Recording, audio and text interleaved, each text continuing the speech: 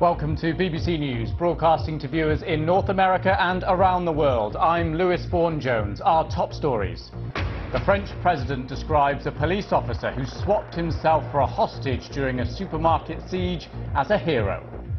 British officials searched the London headquarters of the firm at the centre of the privacy row involving Facebook data. Bump stocks, the devices that turn semi-automatic rifles into machine guns, are to be banned in the US. The head of Porton Down Military Research Centre dismisses Russian suggestions it might have leaked the Salisbury nerve agent. And it's back to school for Prince Harry and Meghan Markle on a visit to Northern Ireland.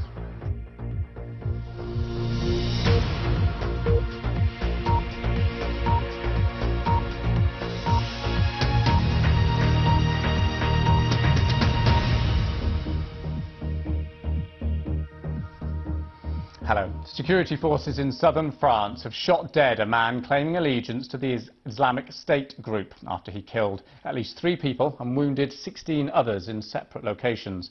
The French President, Emmanuel Macron, says it was another terror attack on his country. He's praised the heroism of a police officer who swapped himself for some hostages during a siege at a supermarket. Lucy Williamson reports. It wasn't a symbol that was attacked in Trèbes today. A local supermarket provided the only target necessary: people. Special forces surrounded this provincial branch after a gunman burst in, shouting his allegiance to the jihadist group Islamic State. People were running everywhere. Lots of them were wounded on the ground. Our butcher was shot. I took cover, but he saw me. He ran after me. I don't know if he'd run out of bullets. I managed to escape through an emergency exit. The gunman was named as 26-year-old Moroccan-born Redouane Lakdim, known to police as a petty drug dealer, but not a violent jihadist. His motive, the release of Salah Abdeslam, a key suspect in the November 2015 Paris attacks, currently in jail in France. Lakdim began by hijacking a car in Carcassonne, killing a passenger and injuring its driver. Then he shot and wounded a policeman, the bullet passing 3 centimeters from his victim's heart. Before heading to Trèbes, where he took several people hostage inside the supermarket, shooting 2 of them dead. With hundreds of police surrounding the building, one senior officer swapped himself for some of the hostages. Unknown to the attacker, his mobile phone was connected to his colleagues, listening outside. When Lakdim began firing at him, special forces stormed the building and shot the gunman dead. The officer is now fighting for his life. France's Interior Minister, visiting the scene, called him a hero. President Macron said he did honor to his office and his country, and that France had once again been the victim of Islamist terrorism. I invite all citizens to be aware of the seriousness of the terrorist threat, but also understand the strength and resilience of our people who have been attacked. Tonight, police have raided the flat in Carcassonne where Redouane Lakdim lived. One close associate has been taken into custody. This investigation raising old unanswered questions about how to spot everyone at risk of radicalization and how to tackle a threat that strikes at random in every corner of France. President Macron said today the threat against France had changed. Where once attacks were planned from Iraq or Syria, the risk was now what he called dangerous individuals inside France. The challenge is how to spot them and how to tackle a threat that strikes at random in every corner of France. Lucy Williamson, BBC News, Trèbes. And for more on the French supermarket siege, head to our website. You'll find plenty of background information on the police officer being hailed as a hero after volunteering to take the place of a hostage. That's bbc.com/news. Right, let's take a look at some of the other stories making the news now. Iran has condemned President Trump's appointment of John Bolton as his new national security advisor. In the past, Mr. Bolton had advocated military action against both Iran and North Korea. The appointment does not require US Senate confirmation, so he'll take up the job on the 9th of April. 5 Catalan separatists, including a presidential candidate, have been detained by Spain's Supreme Court pending their trial for a crime of rebellion. Among those detained was Georgi Turul, who is campaigning to lead the region. If found guilty at trial, they could face up to 30 years in prison. A search operation is continuing at the London offices of Cambridge Analytica, the company at the centre of the Facebook data privacy scandal. The British Information Commissioner is investigating allegations that the firm illegally harvested personal data from 50 million Facebook users to influence the last US presidential election. Lebu Diseko reports. A search of Cambridge Analytica. 18 enforcement officers working for the UK's Information Commissioner, looking for documents, computers and anything else relating to information gained from the profiles of Facebook users. This is where it all began. The British academic invented an app which invited Facebook users to do a personality test. 300,000 downloaded it, and it collected personal information on them and also all of their Facebook friends, harvesting data on 50 million users. That data was obtained by the consultancy Cambridge Analytica in 2014. It says it deleted that information years ago, but it's been claimed it was used by the firm in its work for the Trump election campaign, an allegation the company strenuously denies. It's called the media frenzy over the scandal distressing and says we in no way resemble the politically motivated and unethical company that some have sought to portray. But the questions for both Facebook and Cambridge Analytica remain. Facebook says it's made changes to try and stop data breaches in future. But Britain's Information Commissioner wants to know whether personal data was gained in an unauthorised way, if there was enough consent to share it, and what was done to safeguard that information. For its part, Cambridge Analytica says it is committed to helping that investigation. Lebu Diseko, BBC News.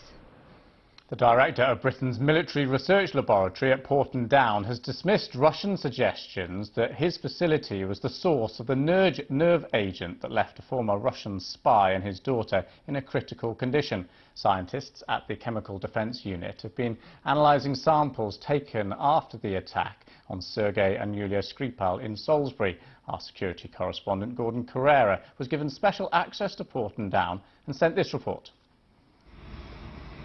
It is one of the most sensitive and secret sites in the country. Porton Down, home to the Defence Science and Technology Lab, and now at the heart of the Salisbury poisoning investigation. Inside one of the labs, scientists demonstrated to us one of the many ways used to detect the presence of chemical agents. A call came here to Porton Down in the early hours of Monday, March 5th. And within hours, a specialist response team was deployed down the road to Salisbury. They collected samples which were brought back to labs here at the site and which identified a military-grade nerve agent. Based on that, as well as other information, the government has said it's highly likely that Russia was responsible for poisoning Sergei and Yulia Skripal. Security at Porton Down is tight. Russian diplomats have raised questions as to whether somehow nerve agent from here could have got out. That's something officials say is impossible. You know, we've got the highest levels of controls of security around the work that we do here. We would not be allowed to operate if we had lack of control that could result in anything leaving the four walls of our facility here. So, you know, we've got complete confidence that there's nothing that could have come from here out into the wider world, as it were. And so, is it frustrating when you hear that kind of accusation? Yeah, I mean, it's a coincidence that it's down the road that this has happened. It's very frustrating to hear that because everyone here knows that's just not true. They emphasise that their work here is purely defensive. Chemical agents are pumped into this chamber to test how well the chemical suits given to soldiers stand up. There have been allegations in Russia that a new chemical weapons factory is being built, but officials showed us the local planning application, saying what's being built here is actually going to be a facility for the analysis of explosives. And what about the accusations there's all kind of secret chemical warfare facilities here, or being built here, I think? Well, that's just nonsense. This is a defensive organisation, and we know that the Russians have been suggesting that certain buildings are for defence, are for making chemical warfare, and that's just complete rubbish. This afternoon, the park bench in Salisbury, where Sergei and Yulia Skripal were found, was taken away. International inspectors from the OPCW are now taking samples from the scene. They're also working inside Porton Down itself to independently confirm its analysis, including the conclusions that point to Russian involvement. Gordon Carrera, BBC News, Porton Down. Well, let's get some news from the United States now. And President Trump has pulled back from his blanket ban on transgender people serving in the military, giving the Secretaries of Defense and Homeland Security greater discretion over the issue. The new policy will allow some transgender members to serve while barring any who have been diagnosed with gender dysphoria or undergone a gender transition. Last August, Mr. Trump signed a memorandum that effectively barred transgender people from the armed forces, but it was blocked in court 2 months later. And the US Attorney General has announced plans to change gun laws which will effectively ban bump stocks. The devices can modify a semi-automatic rifle to fire like a machine gun. The move is in response to last October's mass shooting by a gunman at a hotel in Las Vegas, which left 58 people dead and more than 800 injured. Well, live now to North America, and our correspondent Peter Bowes is there. So, Peter, this feels like a pretty significant step forward, is it? Well, it's significant in that it is something, and it's what a lot of the campaigners, a lot of the students especially, who took to the streets after the Florida school shooting had been calling for. And shortly after that shooting, in fact, President Trump himself said that he would take action regarding bump stocks. He instructed the authorities in Washington to look at it, and we've now just heard, as you say, that the Attorney General has announced that bump stocks will effectively be banned. They'll be categorized as the same as a machine gun, and machine guns have been banned for many years for use by the general public. Now, there is a short 90-day consultation period for public comment on this, but it seems inevitable that bump stocks will be banned, which, as I say, is what many people want, although a lot of those people we've been seeing on the streets, and there'll be many more people on the streets of Washington later, they want things to go much further than this. Yeah, I just want to pick you up on that march later. Tell us, what is it, and what actually are those hundreds of thousands of people, if they do turn up in Washington, what are they actually hoping to achieve in concrete terms? We've got a bump stock change in the law. What else would they want to see happen? I think they want to see semi-automatic weapons in themselves targeted and make it much more difficult for people to get hold of these weapons. I think that's something concrete. I think overall they want to draw attention to this issue like never before, and I think that will be the big significance of the day, that we will have hundreds of thousands of people, many young people, students from around the country converging on the Capitol to make a point about this issue that really goes to the heart of the American Constitution for many people, that right, that God-given right, as some people see it, to bear arms. It is challenging the fundamental beliefs of so many Americans in a way which we haven't seen on a mass scale. So yes, there are specifics in terms of what they want, but I think it's drawing attention to the issue that will be so significant about this day. Sure, emotions will be running high. Peter Bowes there, thank you very much. Officials from North Korea have confirmed they will hold high-level talks next week with Seoul to discuss arrangements for an inter-Korean summit. Both Koreas will each send a 3-member delegation to the border truce village of Panmunjom next Thursday for talks aimed at paving the way for a summit in late April. Well, stay with us on BBC News. Still to come. Meeting the Dapchi girls freed from captivity, Nigeria's president pledges the return of all those held by Boko Haram. BBC News, the latest headlines. Security forces in France have shot dead a man claiming allegiance to the Islamic State group after he killed at least 3 people in separate attacks. Officers from the UK information watchdog have been searching the headquarters of the firm at the centre of the privacy row involving Facebook data.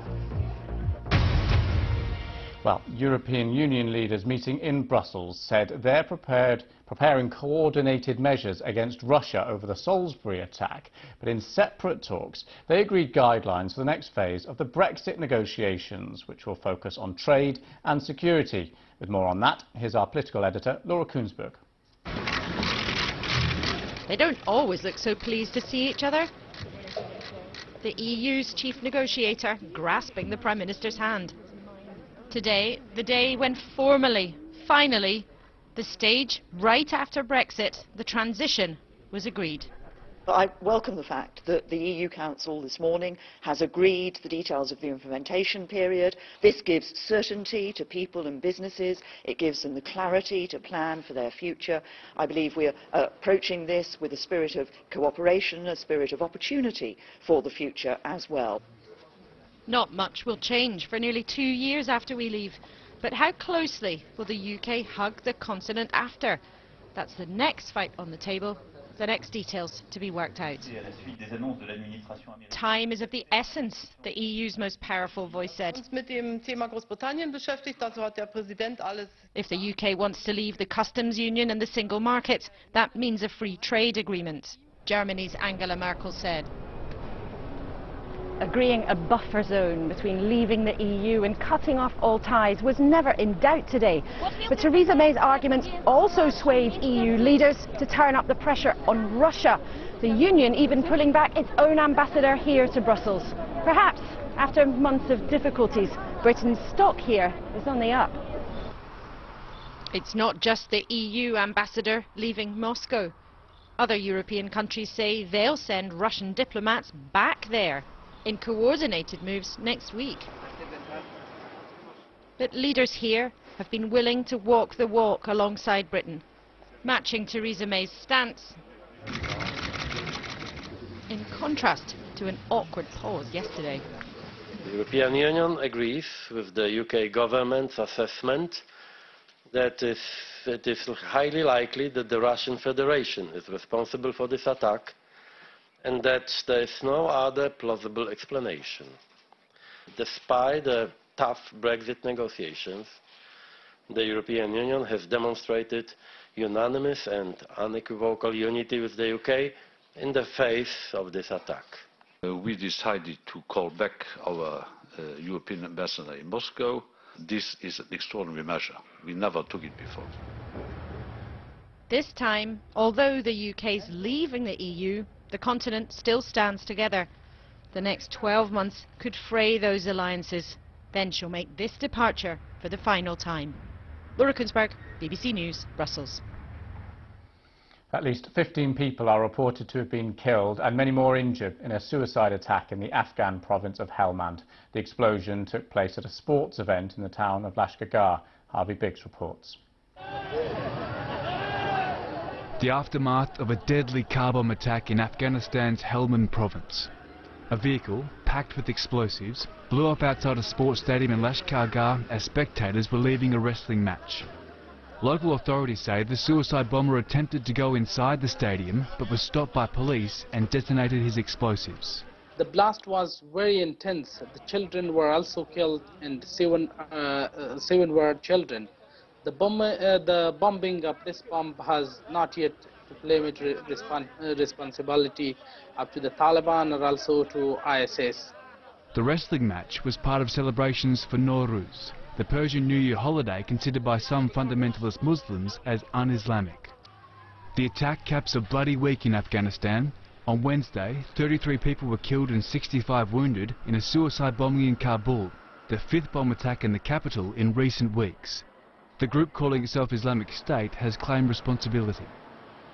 There are fears the situation will only get worse as both IS and the Taliban ramp up attacks ahead of the official start of what has become known as the spring fighting season. Afghanistan's president, meanwhile, has condemned this latest attack against innocent people. Once again, it is they who are paying the heaviest price for the country's unrest. Harvey Biggs, BBC News. The Nigerian President Muhammadu Buhari has told schoolgirls released by the Islamist group Boko Haram that they should pursue their dreams without fear. Most of the girls were abducted from their school in Dapchi last month. Mayini Jones reports. Fed and cleaned up. Ahead of their meeting with President Buhari, these girls have come a long way in a few short days. The scene is reminiscent of the release of 82 Chibok girls almost a year ago. That release, in May 2017, also caused controversy as commentators speculated on how the government was able to secure their liberation. Mr. Buhari, clearly aware of the parallels, had a message for the families of Chibok. I want to appeal to the Chibok community never to lose hope or to despair. We are determined, as never before, to bring back our remaining Chibok daughters, and this we must accomplish. But there are still girls missing. There is no confirmation of the death of 5 of the girls, and the 6th girl, believed to be the only Christian in the group, is still in custody after refusing to renounce her faith. Back in Dapchi, her relatives are anxious for her return. Among the girls that was abducted in Dapchi, she was the only Christian lady. And to my surprise, she is the only one that left behind. So I'm urging you people and the federal government, please, to do something better to return this girl back to her parents. But they're also defiant, refusing to be cowed by those who abducted their daughter. I have a message for her, that she made to keep on being a faithful Christian. They should never denounce Christianity, no matter how the sufferness she is. President Buhari has said he's as committed to freeing the girl who remains in captivity as he was to her peers. He's also asked security forces to ensure no future abductions take place. But after 2 major mass kidnappings, it's unclear how they'll avoid another one from happening. Mayeni Jones there. A rescue operation to try and save a large group of whales who became stranded on a beach in Western Australia has come to an end. All but 6 of the 150 short-fin pilot whales have died, despite the efforts of conservation officers at Hamelin Bay. It came 9 years to the day after the last mass stranding at the same spot. Prince Harry and his fiancée Meghan Markle have spent the day in Northern Ireland. They were shown a peace-building initiative, County Antrim, and enjoyed a pub lunch in Belfast. As our royal correspondent Sarah Campbell reports, the trip is one of a string of public engagements ahead of their wedding in May. The audience couldn't quite believe who was walking in. Prince Harry and Meghan Markle surprised thousands of youngsters gathered on the site of the former Maze prison, all there to help promote peace between their communities, part of an initiative launched by Harry on a visit here last September. And then to lunch in one of Belfast's best-known pubs.